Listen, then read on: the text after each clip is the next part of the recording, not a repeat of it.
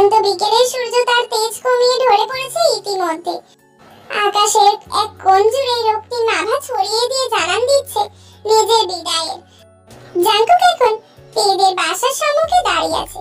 বিকেলের দিকে হুট করে কল এলো আগামীকাল ঢাকায় ফিরতে হবে। ব্যবসায় জরুরি কাজ পড়েছে। দেশে ফিরেছে খুব বেশি দিন হয়নি, আর যে কয়টা দিন হয়েছে তাও বউ খোঁজার পেছনেই লাগিয়ে দিয়েছে। ফলস্বরূপ ওদিকে ব্যবসা পড়ে রয়েছে নিজ গতিতে। এখন সেই গতিতে গা ভাসাতে হবে, নয়তো বউকে খুঁজে পেলে তাকে এক সুন্দর জীবন দিতে অক্ষম হবে এই জাঙ্কু। তপ্ত নিঃশ্বাস ফেলে ছেলেটা উকিঝুঁকি মেরে দেখার চেষ্টা করছিল মিস্টার সুবিন সাহেবের বাড়ির দিকে। যদি একটা বার দেখা পাওয়া যেত তার মুরগির বাচ্চার মতো বউটাকে, তাকে দেখার জন্য যে হৃদয়ে বড় তৃষ্ণা জমেছে বহুদিন আগের থেকে। তাদের বাড়ির ছাদেই ছিল, একা একা ঘুরছিল পুরো ছাদমাই। মাথায় তার গভীর চিন্তা। দুপুরে তার মা হঠাৎ করে তাকে জেনিদের বাড়িতে পাঠালো। কেন সেটাই মাথায় ঢুকছে না। ও বাড়িতে গিয়ে দেখলো জেনি কলেজে গিয়েছে। তাহলে সে কল করলো কিভাবে? মাকে এসে প্রশ্ন করতে মা উল্টে রাগ দেখিয়ে বলে, আমি কি তোকে মিথ্যে বলেছি? হবে হয়তো জেনি কল করেনি, অন্য কেউ করেছে, আমি জেনি ভেবেছি। কিন্তু কথা হলো যদি জেনি কল না করে তাহলে কলটা করেছিল কে? কিন্তু তার উত্তরও তার মা তাকে দেয়নি। আমতা আমতা করেই বলেছিল, আমি কি জানি, আমি তো জেনি ভেবেছিলাম। এইসব ঘটনাগুলো ভাবতে ভাবতে রাস্তার দিকে তাকালো। হঠাৎ তার চোখ আটকে গেল রাস্তার ওপাশে গাড়িতে হেলান দেওয়া জাঙ্কুকে দেখে। এটা তো সেই ব্রিটিশ লোকটা। তীব্র কুচকালো, এই লোকটা এখানে কি করছে? জাঙ্কুকে দেখে মেজাজ বিগড়ালো আরো বেশি। একে একে মনে পড়লো সকল অপমানের কথা। দাঁত কিরমির করে আশেপাশে তাকালো তে। হঠাৎ ছাদের কোণে পড়ে থাকা কিছু ইটের টুকরো দিকে চোখ পড়তে মাথায় খেলে গেল শয়তানি বুদ্ধি। ওষ্ঠদ্বয় প্রসারিত করে হাসলো মেয়েটা। লম্বা লম্বা পা ফেলে কুড়িয়ে দিল সেই ইটের টুকরোগুলো। তার মধ্যে থাকা একটা বড় ইটের টুকরো নিয়ে এক চোখ বন্ধ করে নিশানা করলো জাঙ্কুকের কপালের দিকে। সময় ব্যয় না করে ডান হাত দ্বারা দ্রুত ইটের টুকরোটা ছুঁড়ে মারলো জাঙ্কুকের কপালে। চমকে উঠলো জাঙ্কুক। দ্রুত নিজের ডান হাত তুলে কপালে চেপে ধরলো। কণ্ঠে তুললো আহমূলক ধ্বনি। কপাল থেকে হাত নামিয়ে চোখের সামনে ধরলো। দেখলো হাতে কিছুটা রক্ত লেগে আছে। জাঙ্কুক কপাল টান টান করে দেখলো সেই রক্ত। অতঃপর হতাশ কণ্ঠে বলে, আসলাম মুরগির বাচ্চার মতো বউটাকে খুঁজতে, আর বাড়ি ফিরতে হচ্ছে হাঁসের বাচ্চার মতো আমিটার কপাল ফাটিয়ে। সূর্যটা আকাশ দখল করেছে। চারিদিকে নিজের উজ্জ্বলতা ছড়িয়ে জানান দিচ্ছে নিজের অস্তিত্ব। জাঙ্কুকের ঘুম ভাঙেনি এখনো। হোটেলের শুভ্র রঙা বিছানা দখল করে উদম শরীরে উপর হয়ে শুয়ে আছে সে। কোমর অবধি পাতলা চাদর টানা, ফর্সা পিঠটা দৃশ্যমান জানলা থেকে আসা মৃদু আলোতে। উস্কো খুস্কো চুলগুলো ছড়িয়ে ছিটিয়ে রয়েছে কপাল জুড়ে। জাঙ্কুকের ঘুমের মধ্যে কক্ষের দরজায় টোকা পড়লো। বাইরে থেকে সুগার গলা শোনা যাচ্ছে, স্যার স্যার। সুগার ডাক কর্ণ অব্দি পৌঁছাতেই বিরক্ত হলো জাঙ্কুক। ঘুমের মধ্যেই চোখ মুখ কুঁচকে ফেললো ছেলেটা। স্যার, 9টা বেজে গেছে, আমাদের ঢাকার উদ্দেশ্যে রওনা দিতে হবে। 9টা বেজে গেছে, এই কথাটাই জাঙ্কুকের কর্ণে আঘাত আনলো। এত দেরি হলো আজ তার ঘুম ভাঙতে? আজকেই তো বেশ কয়েকদিনের জন্য ঢাকায় চলে যেতে হবে তাকে। ঢাকার উদ্দেশ্যে রওনা করার আগে একবার তেল কলেজে যেতে চাইছিল, অথচ ঘুম থেকে উঠতে উঠতে 9টা বাজিয়ে ফেলেছে। তুই যা, এখানকার কাজকর্ম সব মিটিয়ে নে, আমি ফ্রেশ হয়ে আসছি এক্ষুনি। মিনিট 10-এর মধ্যে রেডি হয়ে বেরিয়ে পড়ে তেদের কলেজে যাওয়ার উদ্দেশ্যে। অন্যদিকে তে আর জেনি একসাথে কলেজে আসছিল। শুভ্র রঙা কলেজের ড্রেসে আবৃত মেয়েটার উজ্জ্বল দেহখানা, মাথায় আবার শুভ্র রঙা হিজাব বাঁধা। তেদের কলেজের ড্রেসটা সম্পূর্ণ সাদা। মাঝে মাঝে তের মনে হয় এটা কলেজ ড্রেস নাকি বিধবাদের ড্রেস। তখন তের খুব ইচ্ছে হয় কলেজ কর্তৃপক্ষকে জানাতে, আপনারা দয়া করে আমাদের এই বিধবা পোশাকটা বদল করুন। বিয়ের আগেই কেন আমাদের জামাইগুলোকে মেরে বিধবা বিধবা অনুমতি দিচ্ছে? এইসব ভাবতে ভাবতে রাস্তার ফুটপাত ধরে হেলে দুলে হাঁটতে হাঁটতে তের চোখ পড়লো জাঙ্কুকের পানে। ছেলেটা একটা কালো গাড়ির সাথে হেলান দিয়ে দাঁড়িয়ে রয়েছে। কপালে ওয়ান টাইম ব্যান্ডেজ জ্বলজ্বল করছে। তের হঠাৎই মনে পড়লো গতকালে ঢিল ছোড়ার কথাটা। মেয়েটার মনে অপরাধ বোধ জন্মালো। মায়া হলো জাঙ্কুকের জন্য। তবে তের চিন্তার মধ্যে হই হই করে উঠলো জেনি। জাঙ্কুকের দিকে আঙুল তাক করে বলে মেয়েটা, এই লোকটাই তোকে কাল খুঁজছিল। আমাদের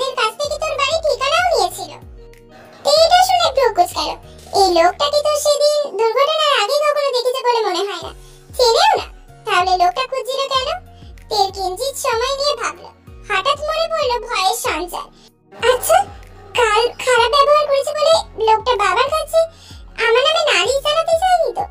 এই মুহূর্তে অপরিচিত একজন পুরুষকে তার খোঁজার কারণ হিসেবে এই একটা কারণ ছাড়া আর মস্তিষ্কে কিছুই আসছে না। এই জন্য লোকটা এত দূর যাবে।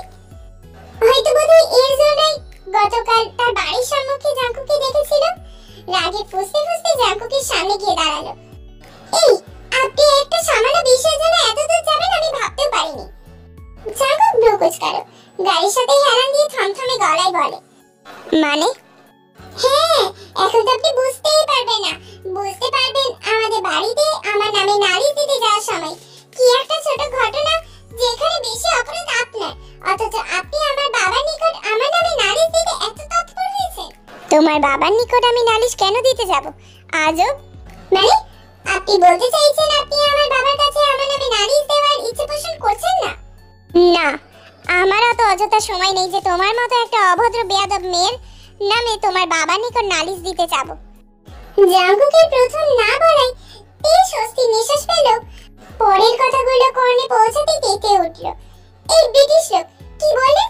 আমি অভদ্র বেয়াদব? তাহলে আপনি বদ, পাজি, দুর্নীতিগ্রস্ত পুরুষ একটা।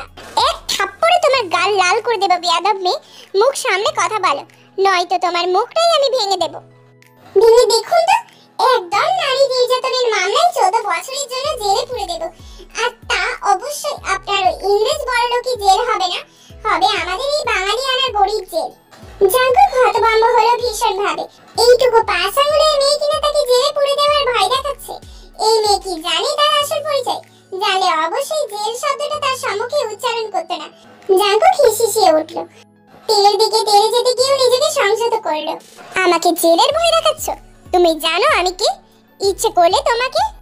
থামলো জাঙ্কুক, জোরে জোরে কয়েকটা নিঃশ্বাস নিয়ে নিজেকে সামলানোর চেষ্টা করলো। না, নিজের ক্রোধ কিছুতেই বাইরে দেখানো যাবে না, তাহলে ঝামেলা হয়ে যাবে। খুব সহজে তার স্বরূপ প্রকাশ করলে চলবে না। তবে এখানে আর কিছুক্ষণ থাকলে এই বেয়াদব মেয়ের তাড়নায় হয়তো নিজের খোলস ছেড়ে বেরোতেই হবে। ক্রোধে ফোঁস করতে করতে নিজের গাড়িতে উঠে বসলো জাঙ্কুক। দ্রুত গাড়ি স্টার্ট দিল। মুহূর্তে সাই সাই করে তেজ দৃষ্টির সীমানার বাইরে চলে গেল। তেল ভেঙচি কাটলো, তাচ্ছিল্য করে বলে, আসছে কোন দেশের নাট সাহেব যেন, যত সব ইংরেজদের বংশধর। কথা বলতে বলতে মেয়েটা ঢুকে গেল কলেজের ভেতরে। একটু পরে ক্লাস শুরু হবে। সূর্যের উজ্জ্বল রশ্মি, গরমের দিশেহারা প্রকৃতি, গাছের পাতাগুলো কেমন জানি নেতিয়ে পড়েছে সূর্যের প্রখর তাপে।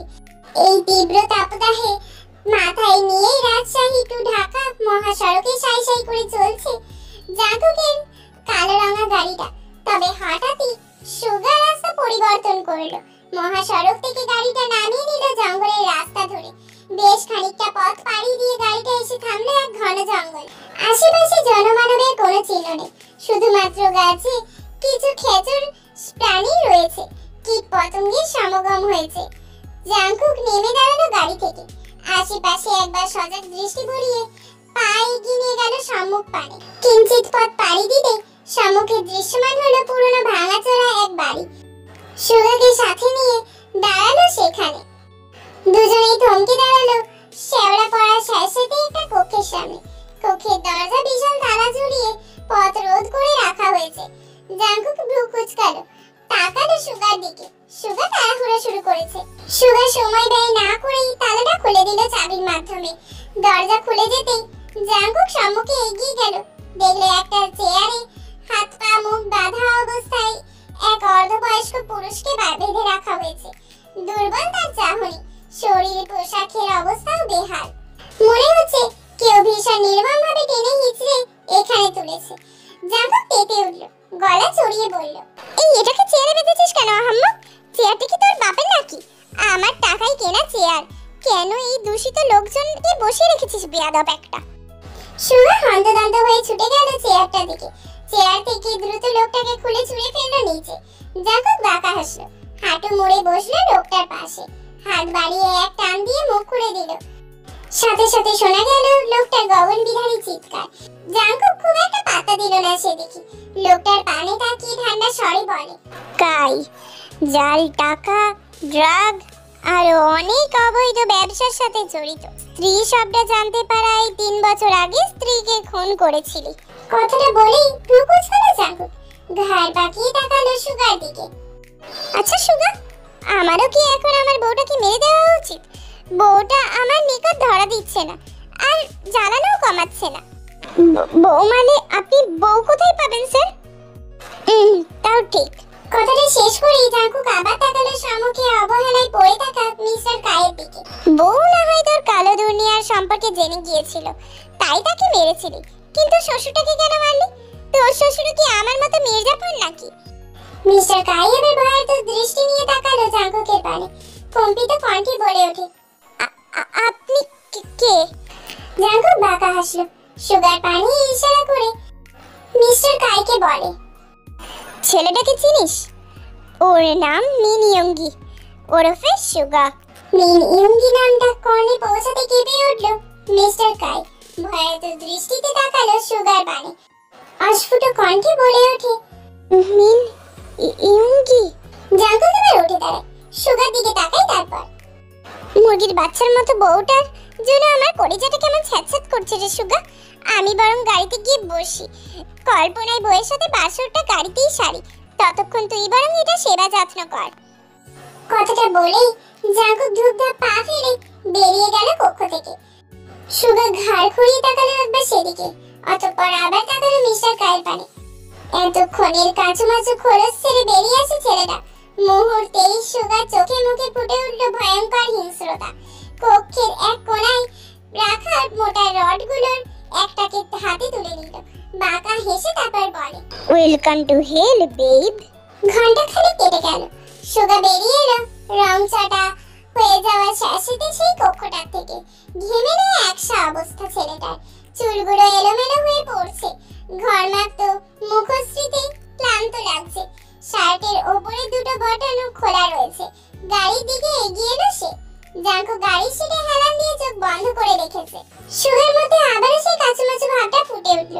দুনিয়ার মধ্যে কোনো মানবকে সে ভয় না পেলেও এই জাঙ্কুক নামের প্রাণীটাকে সে সব থেকে বেশি ভয় পায়।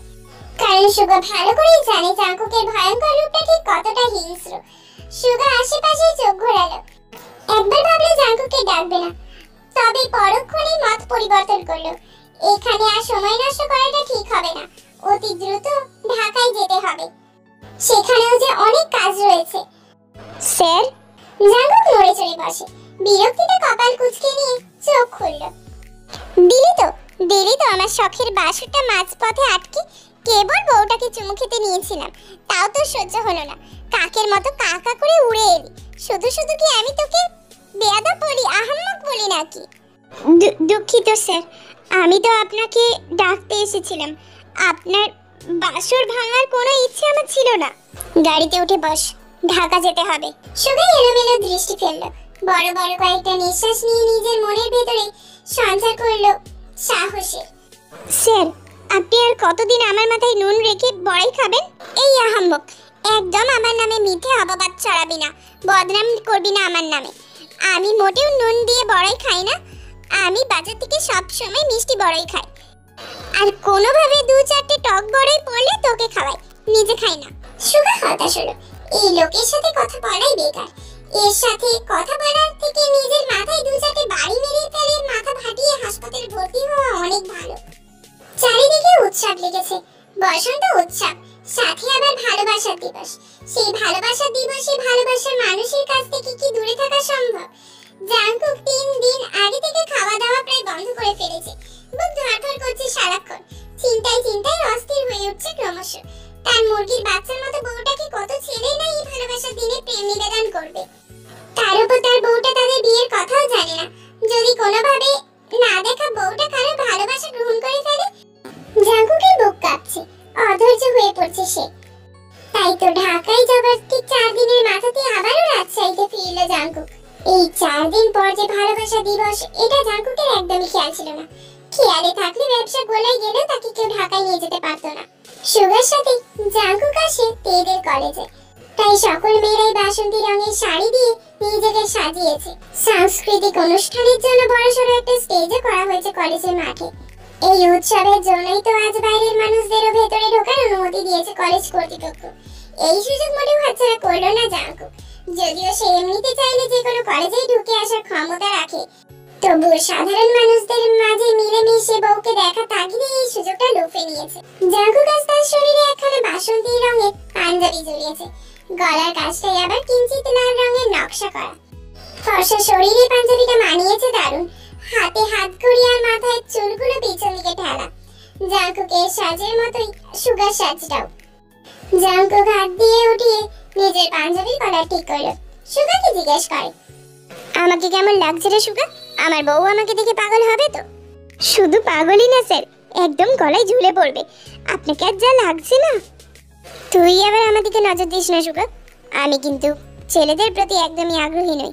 তাছাড়া আমার ছোটখাটো মুরগির বাচ্চা মতো একটা বউ আছে, ভুলবি না। সুগা চুপসে গেল। সে কি বললো আর এই লোক কোথায় নিয়ে গেল কথাটাকে? সে নাকি গিয়ে জাঙ্কুকের পানে নজর দেবে আবার? ছি, কিসব বাজে বাজে কথাবার্তা।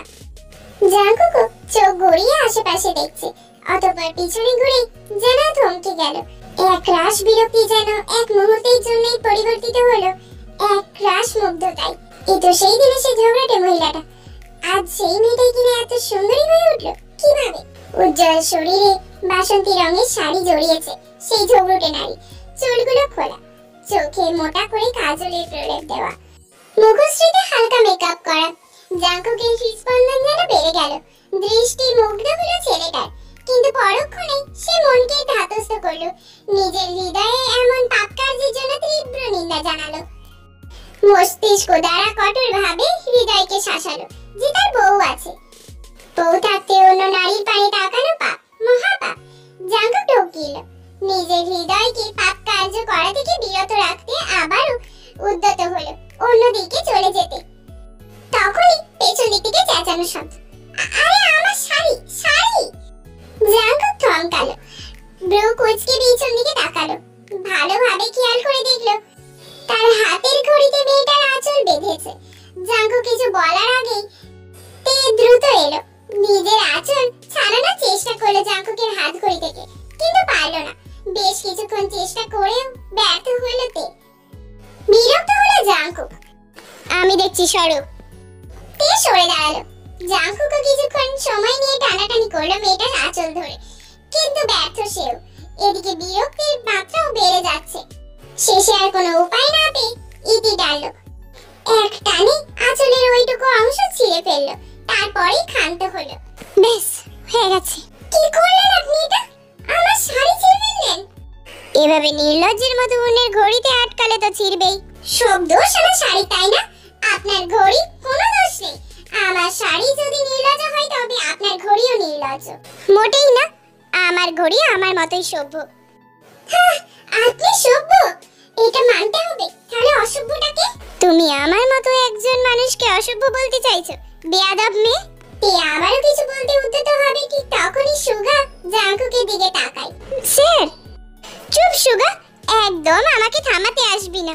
আজ এই বেয়াদব মেয়েটাকে আমি উচিত শিক্ষা দিয়েই ছাড়বো। কি বললেন আপনি?